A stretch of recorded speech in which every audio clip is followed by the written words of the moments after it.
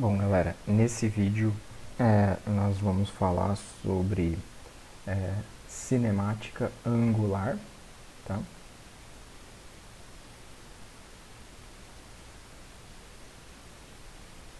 Angular.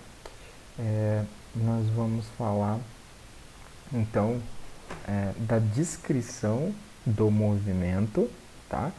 É, angular, né? Do movimento de rotação. Para facilitar a nossa vida, a gente vai falar somente de rotações, tá? Não o movimento concomitante entre translação e rotação, tá? Bom, a gente quer só descrever o comportamento do, dos objetos, tá? Do movimento em si, e não descrever as causas dele. Então, a dinâmica angular a gente estuda em outra aula, tá? Muito bem. Então, vamos imaginar aqui que nós temos um determinado corpo, certo? E ele está em movimento angular, né? Então, imaginamos que a gente tem essa linha vermelha de referência aqui. Vamos imaginar que num outro momento essa linha passa a ser aqui agora, tá? Então, no momento inicial ela está aqui, no próximo momento ela está nesse ponto aqui, né? Ou seja, ela variou, né, um determinado ângulo aqui, tá? Então, essa variação de ângulo a gente chama de delta θ, tá? É claro que esse delta θ está relacionado com a distância percorrida aqui na borda do objeto ou em qualquer outro ponto do objeto, tá? Mas a gente está querendo apenas observar essa variação de ângulo aqui, tá? Então, como eu disse para vocês, essa variação de ângulo ela se deve, né, em um determinado tempo, né? Então, olha só, temos a nossa primeira coisa, que é a velocidade angular. Velocidade angular é dada por delta θ, delta t, certo? Então, esse cara conhecido como velocidade angular. Correto? Quais são as unidades de velocidade angular? Veja, o ângulo é dado em radianos. O tempo é dado em segundos. Então, ela é dada simplesmente por radianos por segundo, tá? Essa é a unidade comum da gente escrever. Agora vejam, a própria velocidade angular, ela também pode se alterar num determinado movimento. Então imagina que a gente tem um movimento, de novo vou colocar aqui, tá? Então só para complementar essa figura, digamos que esse movimento está nesse sentido aqui, então a mesma coisa, ó. Tem um delta θ, tudo mais. Então a gente tem uma certa velocidade angular inicial aqui, tá? E uma certa velocidade angular final aqui. Da mesma forma que a gente tinha um θ inicial e um θ final aqui, né? Porque, afinal de contas, esse delta θ é θ menos θ0, né? Então, isso daqui, né, daqui para cá, a gente percorreu em um determinado espaço de tempo. Ou seja, ele poderia ter uma velocidade angular inicial e terminar o movimento com outra velocidade angular, tá? Então, a isso, galera, o quanto a velocidade angular muda com o tempo, a gente chama de aceleração angular. A gente denota pela letra alfa. Alfa é delta ômega por delta t. Tá, então, essa daqui é a nossa aceleração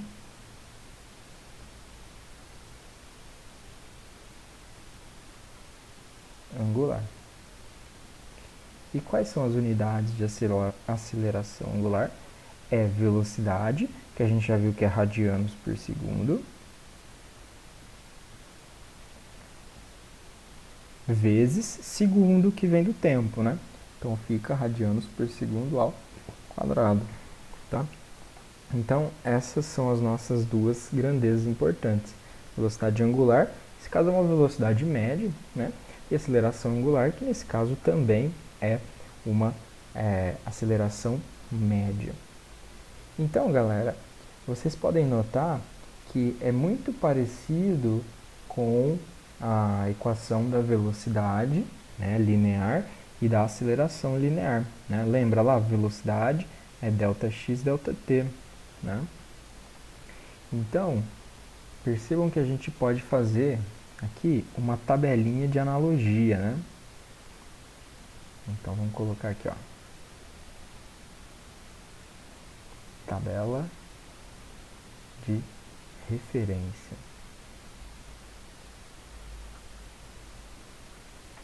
Então, a gente pode escrever as grandezas lineares aqui. E qual é a sua referência com a grandeza angular? Veja, qual que é o espaço, né, na grandeza linear? O espaço é x. Qual que é o espaço na grandeza angular? É θ. Então, tudo que tiver x, tudo que puder ser escrito como x lá nas equações lineares, a gente pode substituir direto por θ. Tá? Velocidade. Velocidade é a nossa velocidade angular. Aceleração é a nossa aceleração angular. Tá certo? Então, essa correspondência ela pode ser feita de uma maneira direta. Então vamos notar uma coisa aqui, galera. A gente viu que a gente teria duas formas, né, de escrever o movimento, né? Que é o movimento linear, né? Retilíneo e uniforme, mais conhecido como MRU. Aí vocês se lembram que no MRU é posição igual a posição inicial mais VT, tá? Certo? Então, olha só, como que a gente pode fazer a relação aqui dessa equação linear com a nossa velocidade angular, né? Com o nosso movimento angular. Vejam, x, olha lá a tabela, x é θ, né? Então fica θ igual a x0, né? θ 0, mais velocidade, que é ômega, certo? E tempo t, certo? Então a gente fez a relação entre o movimento retilíneo uniforme e o movimento angular, tá?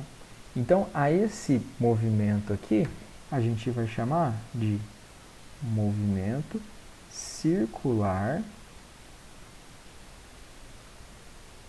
uniforme. Certo? Então, MCU, movimento circular uniforme. Esta é a equação que descreve o movimento circular uniforme. Tá bom, galera? Bom,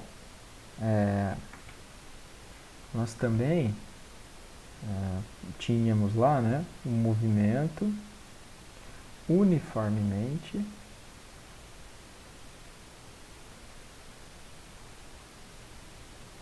variado. Tá? E aí a gente chamava de MUV. Então vejam, qual que era a equação?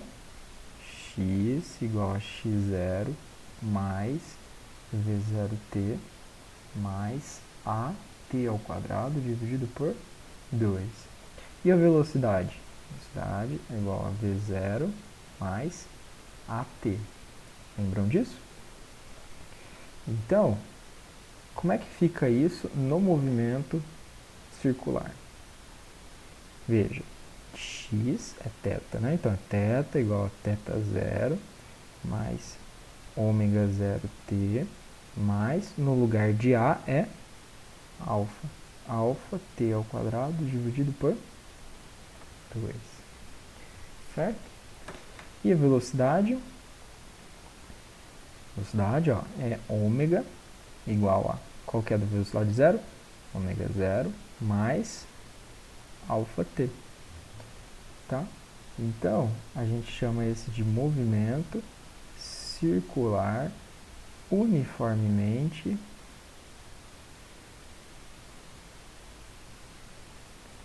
variado. Ou MCUV.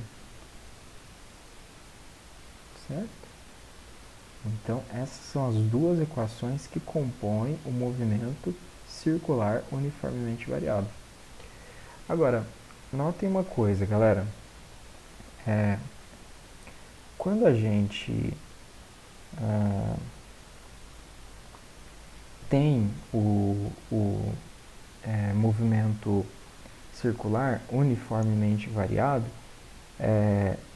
tem uma categoria um pouco mais abrangente, que seria o movimento circular variado. Aí, nesse caso, a aceleração poderia não ser constante. Tá?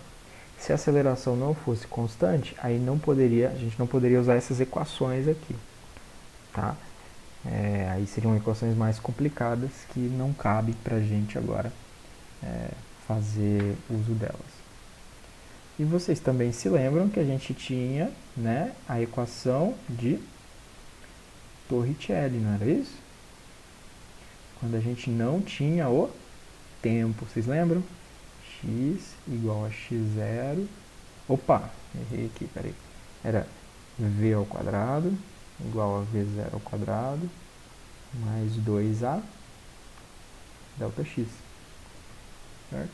Como é que ficaria isso no movimento circular? Equação de Torricelli circular. Fica ômega ao quadrado igual a ômega 0 ao quadrado mais 2 alfa delta θ. Tá? Então, essa seria a nossa equação de Torricelli circular. Certo? Agora vejam, galera. Lá no movimento retilíneo, a gente também tinha uma categoria que se chamava queda livre. Certo? Na queda livre, o que acontecia? A aceleração era para baixo, portanto, era menos g, certo? Aliás, qualquer movimento no eixo y, você teria que colocar menos g aqui. Como é que fica essa questão aqui no movimento circular? Bom, fica da seguinte forma.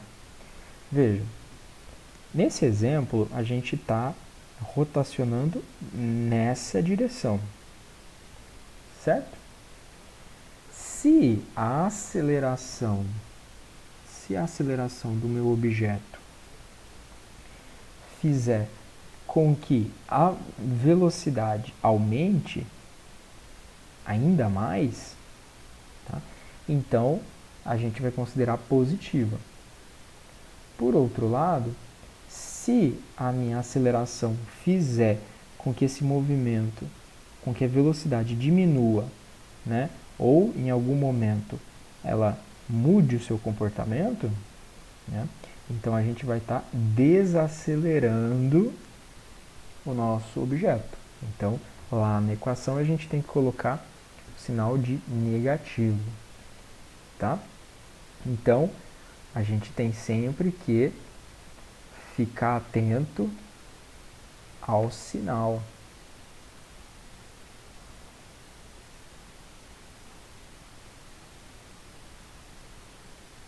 Ao sinal da aceleração. Se a aceleração for no mesmo sentido da rotação, então é positivo. Se ela for no sentido contrário, então ela é negativa. Tá bom?